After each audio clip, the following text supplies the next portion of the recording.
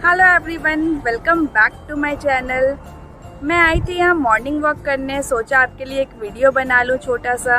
मेरे एक व्यूअर का कमेंट आया था मेरे स्कूटी वाले वीडियो पे कि मेरे से एक्सेलरेटर कंट्रोल नहीं होता, एक स्पीड पे चलाने में दिक्कत होती है। तो मैंने सोचा इसी टॉपिक पे आज मैं आपके लिए एक वीडियो बनाऊँ।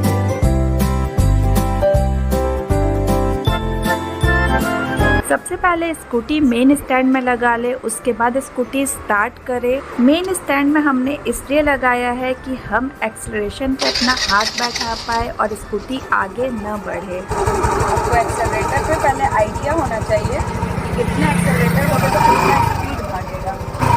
तो इस चीज़ का प्रैक्टिस आप खुद मेन स्टैंड में रख के कर सकते हो कि एक्सेलरेटर कितना देना चाहिए। इन चीज़ आपको क्या करना है कि ऐसा नहीं कि तेज़ करे कम करे, तेज़ करे कम करे, ऐसे नहीं करना है। ऐसे किए तो इसी स्पीड में आपको मेंटेन करना है, चलाना है।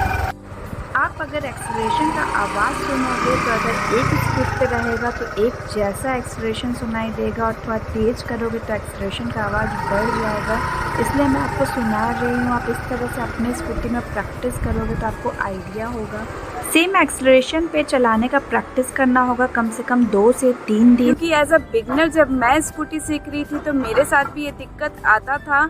लेकिन मेरे हस्बैंड मुझे बहुत मोटिवेट करते थे एंड हमेशा यही कहते थे कि बस एक स्पीड पे चलाने का कोशिश करो, नो मैटर्स आप कितना स्लो चला रहे हो, लेकिन एक स्पीड को मेंटेन करके अगर आप चलाओगे तो आप एक परफेक्ट राइडर बनोगे। आपको स्कूटी बैलेंसिंग में दिक्कत नहीं आएगी ज़्यादा। एक स्पीड पे चलाने से बहुत अच्छा स्कूटी बैलेंस भी होता है, हैंडलिंग भी बहुत अच्छा होता है। एज अ बिगनर आप 20 के स्पीड को मेंटेन करके चलाने की कोशिश करें। बहुत बार ऐसा होता है कि जब हम थोड़ा सा एक्सेलरेटर देते हैं 30 पहुंच जाता है तो हमें लगता है कि अब स्कूटी संभल नहीं रहा, फिर हम कम कर देते हैं। इस वजह से हमारा एक्सेलरेटर एक स्पीड पे नहीं रह पाता है। तो बेटर आप 20 के स्पीड पे स्कूटी को चलाएं। मैं आपको अभी चला कर दिखाती हूँ कैसे सेम एक्सेलरेशन पे स्कूटी चलाना चाहिए।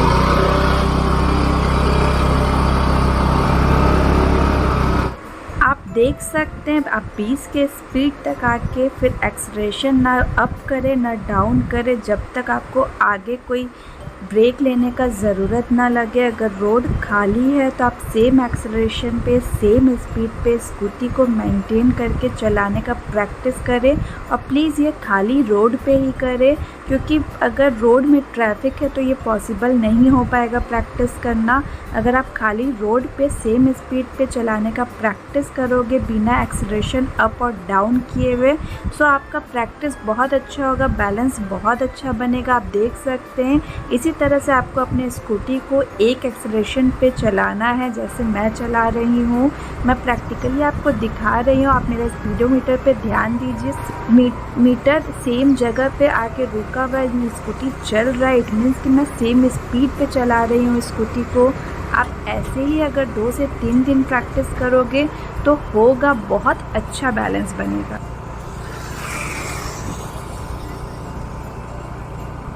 आप जितने कम स्पीड पे स्कूटी को चला के बैलेंस करना सीखोगे, सबसे अच्छा लर्निंग वही होता है। अगर आप तेज़ स्पीड पे बैलेंस कर रहे हो तो वो ज़्यादा इजी होता है कंपैरेटिवली स्लो स्पीड पे स्कूटी को बैलेंस करना। सो आप इसी चीज़ का प्रैक्टिस करें एंड डेफिनेटली ये हो जाएगा अगर आप 2 से 3 दिन इस चीज़ का प्रैक्टिस करोगे तो। पहले आप स्ट्रेट रोड में इस चीज़ का प्रैक्टिस करें, जब हो जाए देन आप फिर है ना टर्न लेना सीखें एक ही स्पीड पे। सो धीरे धीरे स्टेप बाय स्टेप अगर आप हर चीज़ करोगे तो बहुत आसान होगा। अगर आप चाहोगे कि 1-2 दिन में ही मैं प्रो हो जाऊं तो ये पॉसिबल नहीं है। हर चीज़ को प्रैक्टिस चाहिए होता है। स्कूटी में तो डेफिनेटली ये अप्लाई होता है। मेरा ये प्रैक्टिकल एक्सपीरियंस है जो मैं आपके साथ शेयर कर रही हूँ, क्योंकि मुझे भी स्कूटी सीखे हुए सिर्फ और सिर्फ 2 मंथ्स हो रहा है। तो आई होप कि आपको मेरा ये वीडियो अच्छा लगा होगा।